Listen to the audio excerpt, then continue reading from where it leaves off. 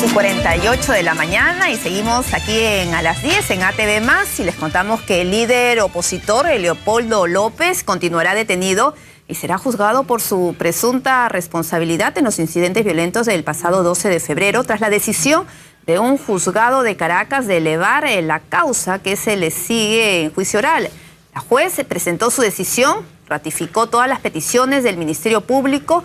Lamentablemente no se hizo justicia, según indicó el partido de López a través de la cuenta de Twitter. El Ministerio Público confirmó esto a través de un comunicado, la decisión del juzgado de admitir la acusación, ordenar el enjuiciamiento de López en prisión y mantener la medida privativa de libertad, por lo que va a permanecer recluido en el Centro Nacional de Procesados Militares, conocido como Ramo Verde.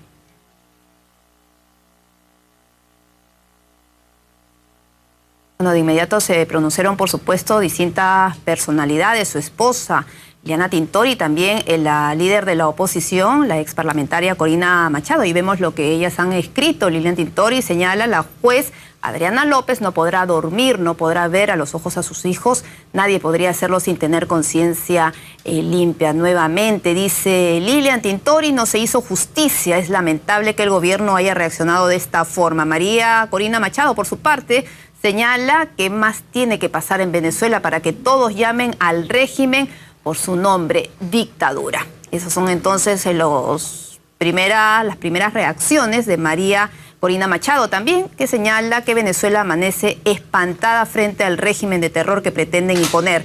Crueldad e infamia infinita, señala. Esto hará reaccionar a muchos más. Ojalá que sea así, que esto haga reaccionar al mundo entero y empiecen los pronunciamientos en diversos países. Cambiando de tema, la selección brasileña, ya faltan poquísimos días para el Mundial, se encuentra calentando, claro que sí, para el pitazo inicial de la Copa Mundial 2014, que ATV, como ya sabemos, va a transmitir de forma gratuita y en HD. Pero a la par continúan las protestas sociales, como vamos a ver en el siguiente informe. Las protestas en tierras cariocas no tienen cuándo acabar, a pocos días de la fiesta del fútbol. Esta vez centenares de choferes del metro de la ciudad más poblada de Brasil marcharon de manera pacífica exigiendo al gobierno mejoras salariales.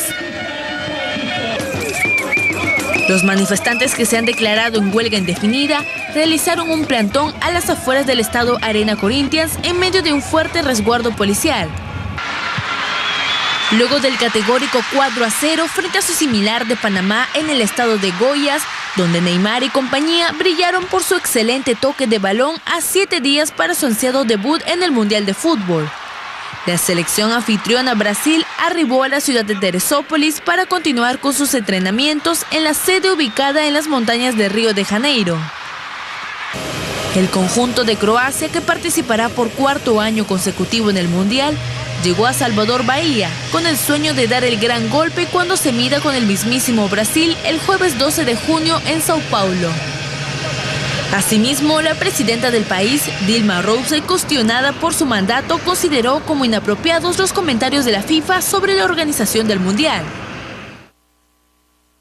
Y el director técnico del Chelsea, el polémico José Mourinho, dio su veredicto para la primera fase de grupos del Mundial. Mourinho considera que Colombia, Uruguay y Chile no pasarán de la primera ronda del torneo, según el portal argentino Infobae.com. El portugués se aventuró a decir quiénes serán los mejores 16 equipos del torneo y de la región.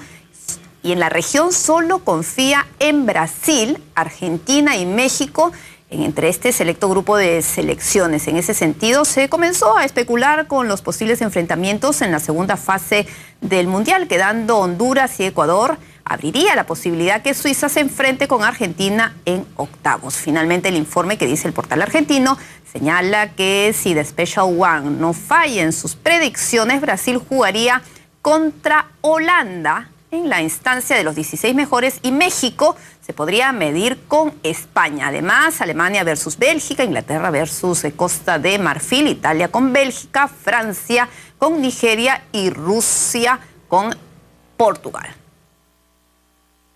Siempre polémico, Mourinho.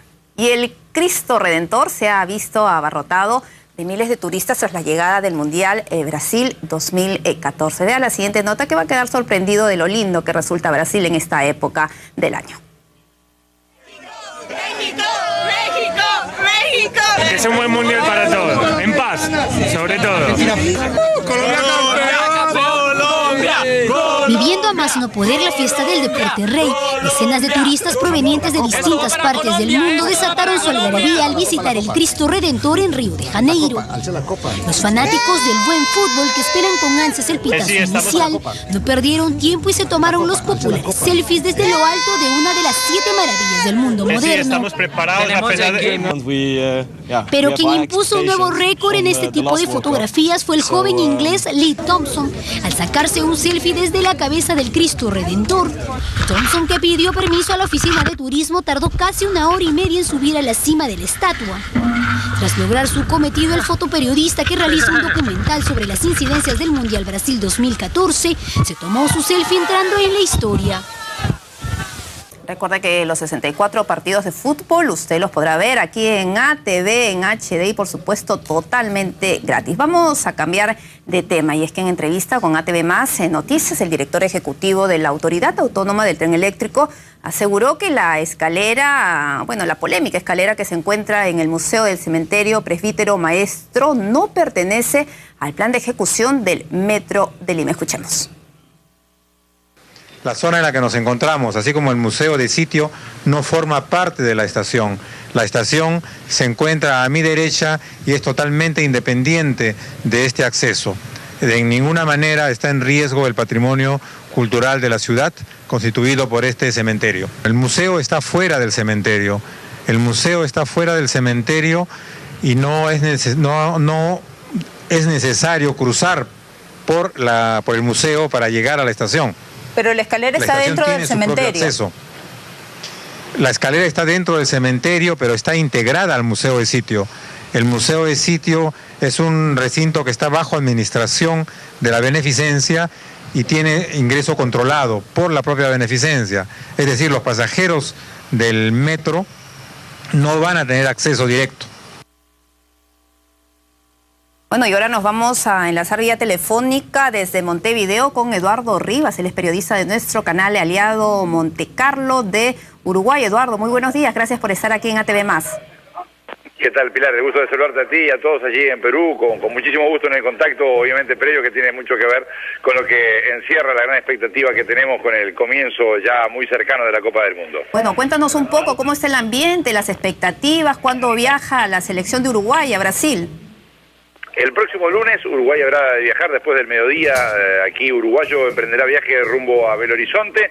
De Belo Horizonte se va a trasladar hacia una localidad cercana de Sete Lagoas, a unos 60 kilómetros de esa ciudad brasileña a la que te hacía mención, para instalar allí el cuartel general. Allí Uruguay quedará instalado tratando de repetir buena parte de la experiencia positiva, sin duda, que tuvo en Sudáfrica, donde también estaba en una ciudad pequeña, Kimberley, y de allí se trasladaba, entrenaba y se trasladaba los días de partido hacia las ciudades en las cuales le tocaba jugar. El clima aquí es de mucha expectativa. Ayer Uruguay se despidió a la noche frente a la afición local enfrentando a Eslovenia, le ganó 2-0, pero el tema del resultado sin duda que es casi una anécdota que tiene que ver más que nada con la estadística. El Estadio Centenario estuvo como en sus mejores noches, rebosante de público, tribunas totalmente colmadas, que le fueron a dar la despedida y creo que el voto de confianza que se lo ha ganado este equipo celeste, este grupo celeste desde hace ya unos cuantos años con la afición, y de esa manera se vivió una jornada especial, pese al frío reinante en la noche de ayer, algo de llovizna que tuvimos, pero en definitiva el Estadio Centenario estuvo colmado y es de gran expectativa, ilusión y de incertidumbre en torno a la situación sanitaria de Luis Suárez. Teníamos entendido que que Uruguay ha ganado 2 veces, en 2 ocasiones, 1930, 1950, la Copa del Mundo, y ha participado en la fase final más de 10 veces, tenemos entendido. Será nuestro 12º mundial el que vamos a jugar en tierras brasileñas, y para el fútbol uruguayo, que marcó rumbos hace ya tiempo, pero en su momento abrió mercados futbolísticos, siendo campeón olímpico en 1924 y 1928, lo que se consideraba por parte de la FIFA un verdadero mundial. Hasta ese momento la FIFA no estaba en condiciones de organizar una Copa del Mundo. Por esa condición de equipo que lideró el fútbol sudamericano, recibió la organización del primer mundial en 1930. Aprovecho de decirles que la apertura de Uruguay en aquel mundial, en la inauguración de nuestro estadio centenario, que aún en día sigue vigente, fue ante Perú, precisamente ganando ajustadamente por 1-0, y después sí fuimos campeones del mundo en el 30 y en el 50 en Brasil, precisamente en una de las finales o definiciones más apasionantes que recuerde la historia del fútbol, cuando Uruguay derrotó a Brasil en el último partido por 2-1, algo que recuerdan mucho los uruguayos y recuerdan aún muchísimo los brasileños. Eduardo, ¿y cómo toman ahí en Uruguay las declaraciones de Mourinho a propósito de que Uruguay no pasaría a la siguiente fase en este mundial? Por un lado se toma como que indudablemente sabemos que estamos en un grupo muy parejo, es el único grupo por primera vez en la historia que coinciden 3 equipos que han sido campeones del mundo. Sí, se dice que es uno de los grupos más difíciles. Claro, indudablemente es un grupo muy difícil. Uruguay puede hacer una buena actuación y quizás lamentablemente podría llegar a quedar al margen por lo que significa el potencial de los rivales, y también hay que tener mucho cuidado con Costa Rica, que en lo previo aparece como el de menor potencial, pero es un equipo que le puede complicar la vida a cualquiera. Y las declaraciones de Mourinho creo que están en el juego de la especulación que todos hacemos y que puede ser absolutamente válida, porque tampoco descartó la chance de Uruguay o menospreció la situación de Uruguay. Dijo que era un buen equipo, pero que para él podían pasar ingleses e italianos. Obviamente que además es un entrenador que se mueve en el fútbol europeo y creo que es lógico que apunte a eso en 2 mercados donde los cuales él ha trabajado. Ojalá que se equivoque, eso es lo que decíamos por estas tierras. Me imagino que muchos uruguayos están alistando ya maletas para partir junto a su selección y poder alentarlos directamente allá en Brasil.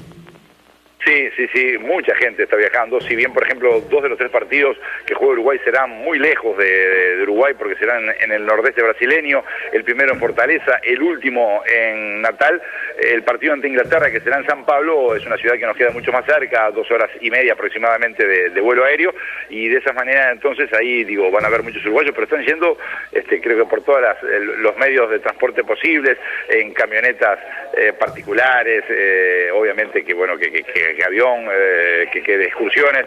Hay una movida muy grande aquí en el Uruguay, mucha expectativa por lo que se decía, ¿no? El Mundial en Brasil para los uruguayos trae recuerdos muy especiales, y el estar nuevamente por segundo Mundial consecutivo, después de haber sido cuartos en el pasado Mundial en Sudáfrica, ser vigentes campeones de América tras la conquista en Argentina 2011, entusiasma a la gente por encima de las dificultades que tuvimos para clasificar hacia el Mundial. Y Eduardo, obviamente, al margen de Uruguay, ¿quién es tu equipo favorito para este Mundial?